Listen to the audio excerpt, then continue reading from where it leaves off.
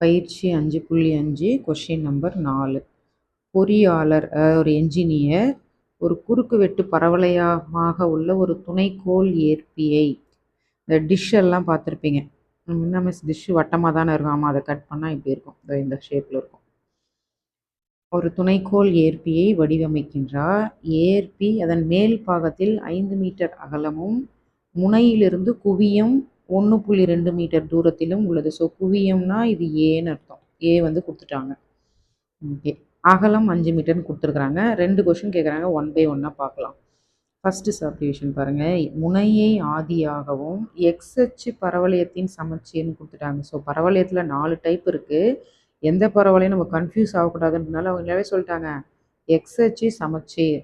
So X அச்சு இந்த பக்கமும் இருக்கும் இந்த பக்கமும் இருக்கும், நம்ம ப்ளஸில் இருக்கிறத எடுத்துக்கலாம். அப்போ எக்ஸ் அச்சு பரவளையத்தின் சமச்சீர்னா வலப்புறம் திறப்புடைய பரவளையம். வலப்புறம் திறப்புடைய பரவளையம்னாலே உங்களுக்கு ஃபார்முலா y² = 4ax ஞாபகம் வந்துடணும். சரி, படம் வரைஞ்சிரும். எக்ஸ் அச்சு ஒய் அச்சு வரைகிறீங்க, இந்த பரவளையம் வரைகிறோம். அடுத்தது இதை ஜாயின் பண்ணுறோம். இதுதான் யார் அப்படின்னா இந்த துணைக்கோள் ஏற்பி. ஓகேவா, இதோட மேல் பாகம், இதுதான் மேல் பாகம். இது மொத்தம் 5 மீட்டர்.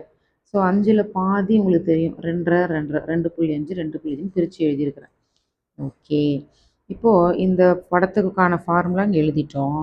குவியம் அவங்களே கொடுத்துட்டாங்க. குவியம்னாலே A,0ன்னு உங்களுக்கு தெரியும் இல்லையா? அப்போ ஏ வர இடத்துல 1.2 இருக்குது, இதுதான் ஏ.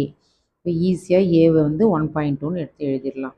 இந்த ஏவை எடுத்து போய் இங்கே பிரதிட்டிங்கன்னா இந்த சமன்பாடு கிடைக்கும். இப்போ தேர்ஃபோர் பரவளையத்தின் சமன்பாடு முதல் சப்டிவிஷன் ஏ சப்டிவிஷன் போட்டுட்டோம் பாருங்கள்.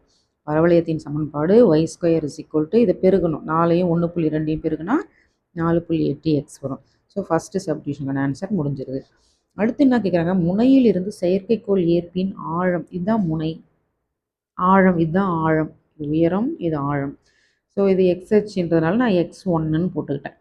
அப்போ இங்கே பாயிண்ட்ஸ் எழுதும்போது x1 ஃபஸ்ட்டு எழுதணும், ஒய் அச்சு எக்ஸ் அச்சு வந்து ஃபஸ்ட்டில் இருக்கும் இல்லையா? இது எக்ஸ் அச்சுனால இது ஃபஸ்ட்டில் எழுதிட்டேன். இது ஒய் அச்சியை குறிக்கின்றனால 2.5ன்னு எழுதிட்டேன். ஓகேவா, இது வந்து முதல் கால் பகுதி. அப்போது எக்ஸ் புள்ளி ஒய் புள்ளி ரெண்டுமே ப்ளஸில் தான் இருக்கும். இப்போ நம்ம புதுசாக ஒரு பரவளையத்தின் சமன்பாடு கண்டுபிடிச்சோம்ல, அதுக்கு சமன்பாடு 1ன்னு பேர் கொடுக்குறோம். இந்த சமன்பாடு 1ல் நம்ம பாயிண்ட் இருக்குது பாருங்கள், இதுதான் கண்டுபிடிச்சோம் x1. ஸோ இந்த பாயிண்ட் எடுத்து வந்து பிரதியிடணும். என்னது அந்த பாயிண்ட்டு? x1, 2.5ஐ சமன்பாடு 1ல் பிரதியிட. அப்போது எக்ஸ் வர இடத்துல x1 போடுங்க, ஒய் வர இடத்துல 2.5 போடுங்க. இந்த சமன்பாட்டில் பிரதியிட்டோம்னா இந்த ஸ்டெப்பு கிடைக்கும். ஓகே, இப்போ 2.5 2 முறை பெருக்கணும். இந்த 2.5 2.5 25 25 625. இங்கே ஒரு டிஜிட் தள்ளி பாயிண்ட் இருக்குது, இங்கே ஒரு டிஜிட் தள்ளி பாயிண்ட் இருக்குது. அப்போ 2 டிஜிட் தள்ளி புள்ளி வைக்கணும். 6.25 6.25 = 4.8. எக்ஸ் வர இடத்துல தான் x1ன்னு போட்டாச்சு. இப்போ நம்ம x1 கண்டுபிடிக்க தான் அந்த கணக்கே.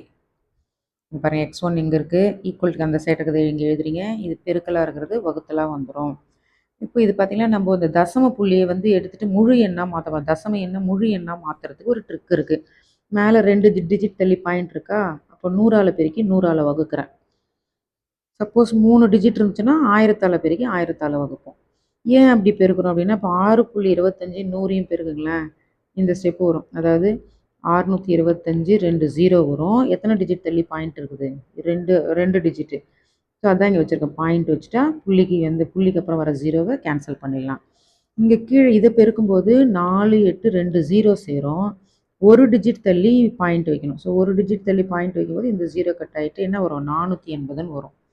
இப்போ தசம புள்ளியே இல்லை, எல்லாமே முழு எண்ணாக மாறிடுச்சு.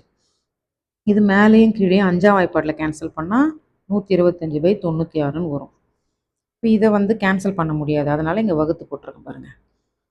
இது ஒரு முறை, அப்புறம் இதை கழிக்கிறோம் 3 முறை, 2ன்னு வந்து விட்டுட்டோம், 2 வரதுனால விட்டுறோம். 1.3 மட்டும் எடுத்துட்டா போதும். x1 = 1.3. தேர்ஃபோர் ஏற்பியின் ஆழம் = 1.3. மறக்காமல் மீட்டரா சென்டிமீட்டரான்னு கொஷினை பார்த்து எழுதிடணும். கொஷினில் வந்து உங்களுக்கு மீட்டர் தான் கொடுத்துருக்குறாங்க, இங்கேயும் மீட்டர் கொடுத்துருக்காங்க, இங்கேயும் மீட்டர்.